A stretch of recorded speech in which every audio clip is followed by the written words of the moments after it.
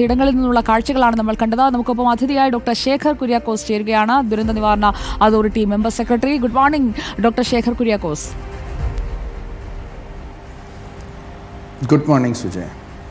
Doctor Shekhar Kuriakose, നമ്മൾ ഓരോ ഇടങ്ങളിലെയും വന്യജീവി ആക്രമണം നേരിടുന്ന മേഖലകളിൽ ആളുകളുടെ ഭീതി അത് എത്രത്തോളമാണ് എന്ന് കണ്ടുകൊണ്ടിരിക്കുകയായിരുന്നു.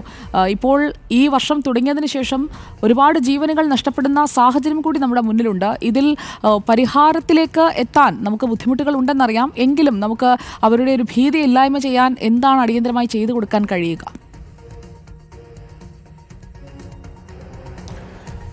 നമ്മൾ നേരിടുന്ന ഈ മനുഷ്യ വന്യജീവി സംഘർഷത്തിൻ്റെ സാഹചര്യം എന്നത് ഏതെങ്കിലും ഒരു വർഷം ആരംഭിച്ചതല്ല. നിരന്തരമായി മനുഷ്യനും വന്യജീവികളും തമ്മിലുള്ള ഒരു ഗിവ് ആൻഡ് ടേക്ക്, അങ്ങോട്ട് കുറച്ച് നമ്മൾ കയറുന്നു, അവരിങ്ങോട്ട് തിരിച്ചു കയറുന്നു, ഈ ഒരു പ്രക്രിയ കാലങ്ങളായി നടന്നുകൊണ്ടിരിക്കുകയാണ്. മനുഷ്യൻ ഉണ്ടായ കാലം മുതൽ ഈ പ്രക്രിയ നടക്കുന്നുണ്ട്. അപ്പോൾ നമ്മളുടെ ജനാധിപത്യ രാജ്യമായ ശേഷം നമ്മൾക്കുണ്ടായിട്ടുള്ള ഒട്ടനവധി വികസനങ്ങൾ പലപ്പോഴും വന്യജീവികളുടെ കോറിഡോറുകളെയൊക്കെ ഹനിച്ചുകൊണ്ട് ഉണ്ടായിട്ടുമുണ്ട്.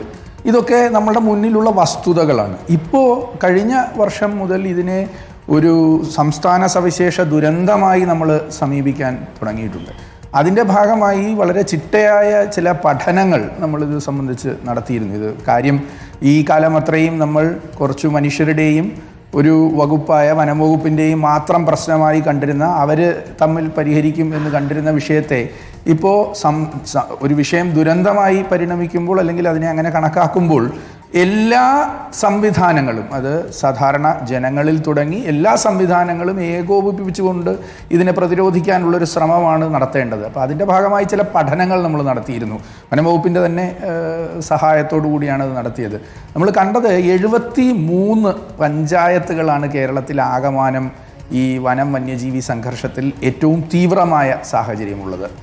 അതിൽ തന്നെ 7 പഞ്ചായത്തുകളിലാണ് മനുഷ്യൻ്റെ മരണം കൂടുതലായി നടന്നിട്ടുള്ളത്.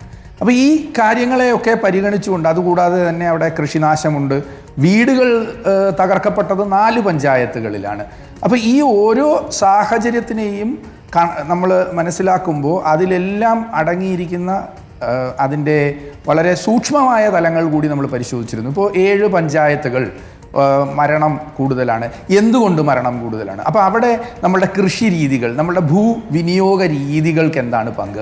ഈ കാര്യങ്ങളെല്ലാം നമ്മൾ സമഗ്രതയിൽ മനസ്സിലാക്കുകയും എല്ലാ വകുപ്പുകളെയും ഏകോപിപ്പിച്ചുകൊണ്ട് വളരെ വിശദമായി ചീഫ് സെക്രട്ടറി തന്നെ അധ്യക്ഷതയിൽ വളരെ വിശദമായൊരു യോഗം നടത്തുകയും ഈ വിഷയം വനം വകുപ്പ് മാത്രം കൈകാര്യം ചെയ്യേണ്ടുന്ന ഒരു വിഷയമല്ല, അതിൽ നമ്മൾക്ക് എല്ലാവർക്കും പങ്കുണ്ട് എന്നതും ബോധ്യപ്പെടുത്തുകയും ചെയ്തു.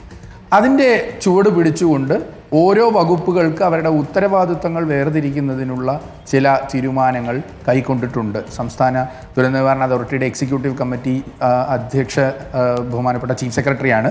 മാഡത്തിൻ്റെ നേതൃത്വത്തിൽ തന്നെ ചില തീരുമാനങ്ങൾ കൈക്കൊണ്ടിട്ടുണ്ട്. ഈ പ്രക്രിയയിലേക്ക് കടക്കുമ്പോൾ നമ്മൾ മനസ്സിലാക്കിയ മറ്റൊരു കാര്യം, ഈ പ്രതികരണ ശേഷിയിൽ, ഇപ്പോൾ നിങ്ങൾ സംസ്ഥാന ദുരന്ത നിവാരണ അതോറിറ്റിയുടെ കാര്യാലയത്തിൽ മാധ്യമപ്രവർത്തകർ വരാനുണ്ട്. നിങ്ങൾ ജില്ലയിൽ പോയാൽ ജില്ലയിൽ ഇതുപോലൊരു ദുരന്ത പ്രതികരണത്തിനൊരു സംവിധാനമുണ്ട്. വനം വകുപ്പിൻ്റെ അത്തരം സംവിധാനങ്ങൾ ഡിവിഷൻ തലത്തിൽ തന്നെ ശാക്തീകരിക്കപ്പെടേണ്ടതുണ്ടെന്നും പൊടുന്നനവേ തന്നെ വിവരങ്ങൾ കൈമാറി എല്ലാ വകുപ്പുകൾക്കും ആ വിവരങ്ങൾ എത്തിക്കുന്നതിനൊരു സംവിധാനം ആവശ്യമുണ്ട് എന്നും നമ്മൾ കണ്ടു. അതുപ്രകാരമാണ് കഴിഞ്ഞ ആഴ്ച സ്റ്റേറ്റ് എക്സിക്യൂട്ടീവ് കമ്മിറ്റി കൂടി ഏതാണ്ട് 3.7 കോടി രൂപയുടെ സഹായം തീരുമാനിച്ചത്. മാനദണ്ഡങ്ങൾ, ഇതൊരു ദുരന്തമാകുമ്പോൾ ദുരന്തങ്ങൾക്ക് രാജ്യത്ത് പൊതുവായി ദുരിതാശ്വാസത്തിനൊരു മാനദണ്ഡമുണ്ട്. ആ മാനദണ്ഡം നമ്മൾ ഈ വനം വന്യജീവി സംഘർഷങ്ങൾക്കും ബാധകമാക്കാൻ തീരുമാനിച്ചു. അപ്പോൾ അവിടെ നമ്മൾ കാണേണ്ടത്, നമ്മൾക്ക് ഇഷ്ടമുള്ളതുപോലെ ദുരന്ത പ്രതികരണ നിധിയിൽ നിന്ന് പണം ഉപയോഗിക്കാനൊന്നും പറ്റില്ല. അതിന് ചില നിഷ്കർഷകളുണ്ട്. അതിനുള്ളിൽ നിന്നുകൊണ്ട് നമ്മൾക്ക് ചെയ്യാവുന്നതിൻ്റെ പരമാവധി ചെയ്യാനുള്ള തീരുമാനങ്ങൾ ആ യോഗത്തിലുണ്ടായി. അതിനുശേഷം നമ്മളിപ്പോൾ അടുത്ത പടിയിലേക്ക് കിടക്കുന്നത്, നമ്മൾക്ക് ധാരാളം RRTകളുണ്ട്, റാപ്പിഡ് റെസ്പോൺസ് ടീമുകളുണ്ട്. ആ ടീമുകൾക്ക് കൂടുതൽ സംവിധാനങ്ങൾ ലഭ്യമാക്കണം എന്ന് മനസ്സിലാക്കിയിരുന്നു. ഇതൊക്കെ സിസ്റ്റമാറ്റിക്കായിട്ട് ഓരോ സ്റ്റേജിലും. അപ്പോൾ ആദ്യം നമ്മൾ പ്രതികരണത്തിലാണ് തുടങ്ങുന്നതെന്ന് ഞാൻ ഈ പറഞ്ഞതിൽ നിന്ന് തന്നെ അങ്ങേക്ക് ബോധ്യപ്പെട്ട് കാണും. RRTകളെ ശാക്തീകരിക്കേണ്ടതുണ്ട്. താങ്കൾ ഇപ്പോൾ സൂചിപ്പിച്ച RRT സജീവമല്ല, സക്രിയമല്ല, അതാണ് പലയിടങ്ങളിൽ നിന്നും ഉയരുന്ന പരാതി. അപ്പോൾ അത് സക്രിയമാക്കാനുള്ള നടപടികൾക്ക് ഒരു പ്രാധാന്യം കൊടുത്തുകൊണ്ട് അത് ഉടൻ തന്നെ ഉണ്ടാകുമെന്ന് പ്രതീക്ഷിക്കാമല്ലോ അല്ലേ?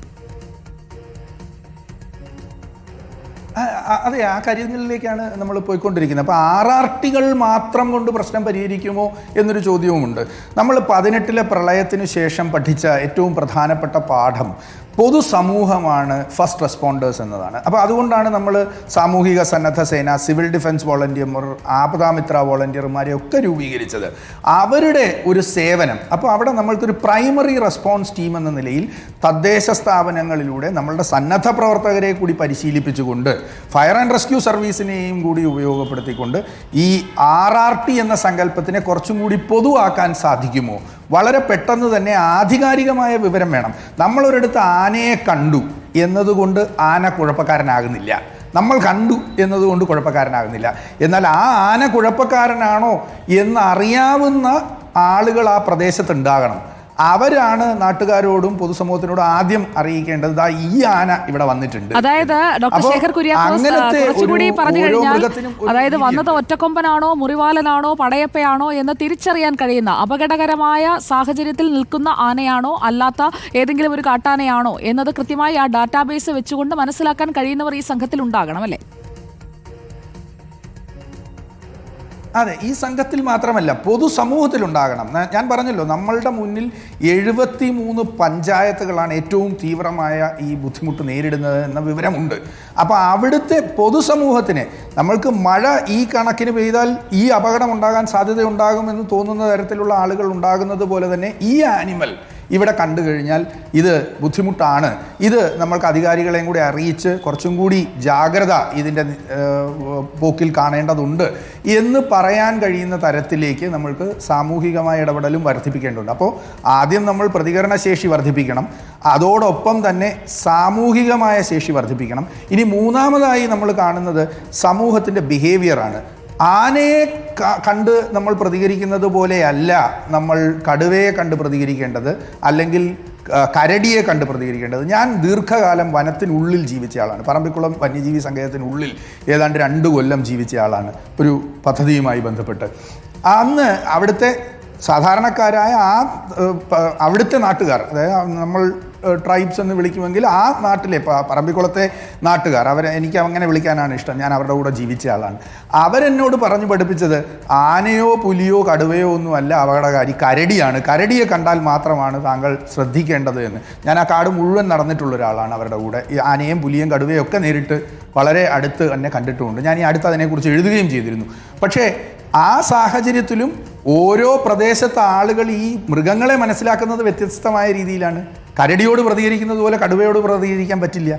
അപ്പോൾ ആളുകളുടെ ബിഹേവിയറിനെ കൂടി നമ്മൾക്ക് മാറ്റേണ്ടതുണ്ട്. ഇനി നാലാമതും ഏറ്റവും പ്രാധാന്യമുള്ളതുമായ വിഷയം, നമ്മൾ വന അതിർത്തികളിൽ പാലിക്കുന്ന ഭൂവിനിയോഗ രീതിയാണ്.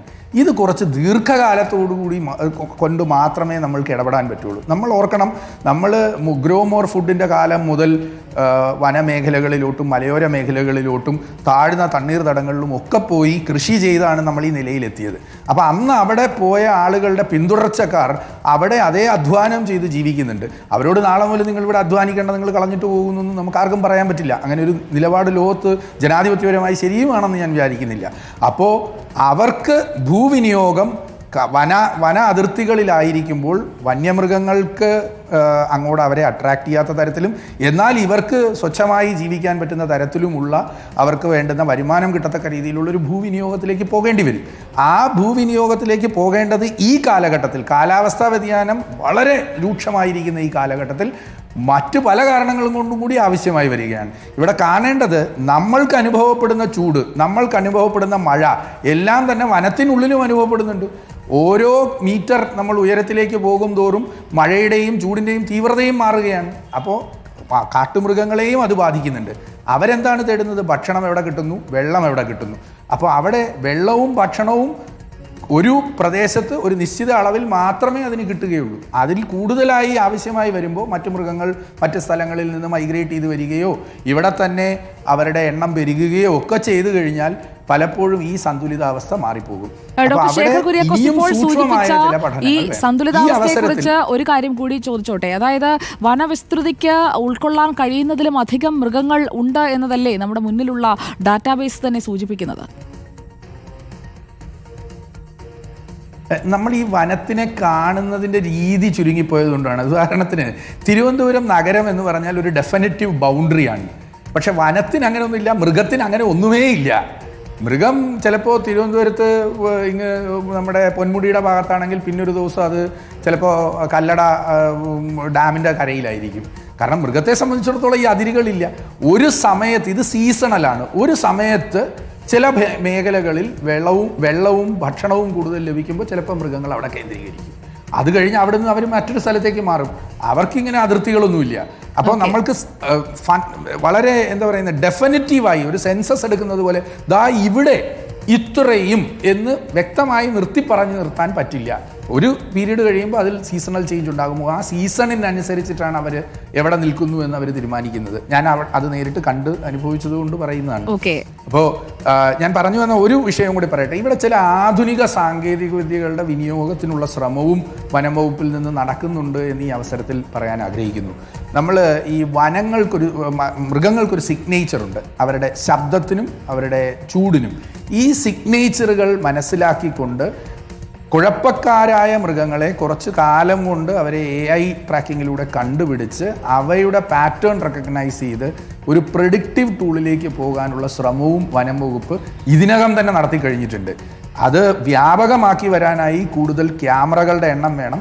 അപ്പോൾ അതിനുള്ള ശ്രമവും നമ്മൾ ആരംഭിച്ചിട്ടുണ്ട്. ഇപ്പോൾ ദേശീയ ദുരന്ത നിവാരണ അതോറിറ്റിയുടെ ഒരു കാട്ടുതീയുമായി ബന്ധപ്പെട്ടിട്ടുള്ളൊരു പ്രൊജക്റ്റ് നമ്മൾക്ക് വരുന്നുണ്ട്. അതുമായി ബന്ധപ്പെട്ടിട്ട് നമ്മൾ ഇതിനുള്ള സാധ്യത ആരായുന്നുണ്ട്. അപ്പോൾ ഇത്തരം ശ്രമങ്ങൾ എല്ലാ തരത്തിലും ഉണ്ട്.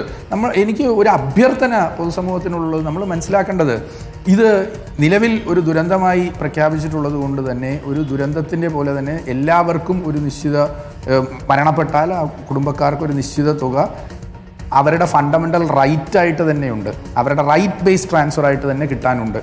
അത് നിങ്ങൾക്ക് ലഭിക്കും. അത് ഒരു ഉരുൾപൊട്ടലിൻ്റെയോ വെള്ളപ്പൊക്കത്തിൻ്റെയോ സാഹചര്യത്തിൽ കിട്ടുന്നത് പോലെ തന്നെ കിട്ടും. ഉദ്യോഗസ്ഥരെ ബന്ധികളാക്കി വെച്ചുകൊണ്ട് നമ്മൾ അവരോട് ഇടപെടാൻ തുടങ്ങിയാൽ അവരുടെ വിൽ പവറിനെ അത് ബാധിക്കും. അവർ പിന്നീട് ഇതിനോട് പ്രതികരിക്കുന്നത് കൂടുതൽ അവരുടെ സുരക്ഷ കൂടി ആലോചിച്ചു. തീർച്ചയായും അതൊരു പ്രധാനപ്പെട്ട നമുക്ക് എല്ലാവർക്കും പ്രശ്നമാണ്. തീർച്ചയായും വളരെ നന്ദി ഡോക്ടർ ശേഖർ കുര്യാക്കോസ് ഇത്രയും സമയം നമുക്കൊപ്പം ചെലവഴിച്ചത്. എൻ്റെ അഭ്യർത്ഥന എല്ലാവരും സഹകരിക്കണം, നമ്മൾക്ക് ഒരുമിച്ച് ഇതിനെ നേരിടാൻ ശ്രമിക്കാം. തീർച്ചയായും.